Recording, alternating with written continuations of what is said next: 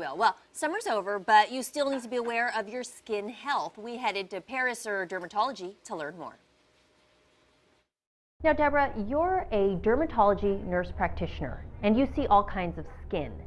And skin is something that maybe people aren't taking that great a care of these days. That is correct. People regularly see their doctor once a year for an annual physical exam. Women get a mammogram annually. You go to the dentist.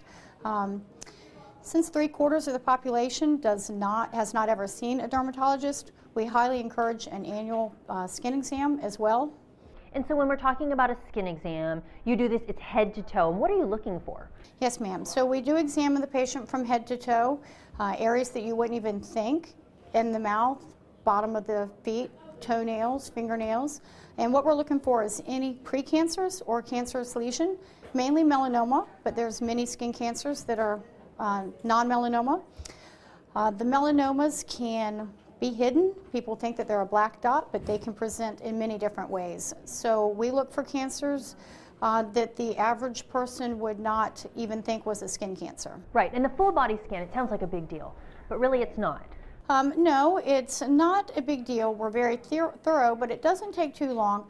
We check the scalp, we check inside the mouth, the entire cutaneous surface.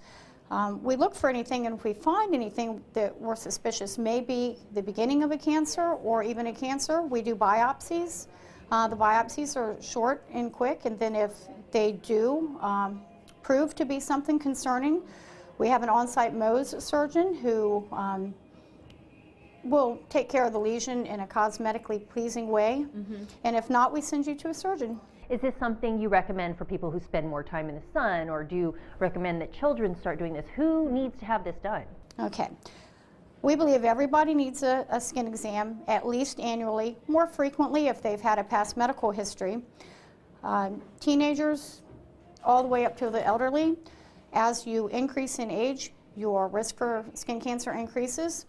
People with blonde hair, blue eyes, fair complexion, history of blistering burns and intense sun exposure are at higher risk for skin cancer.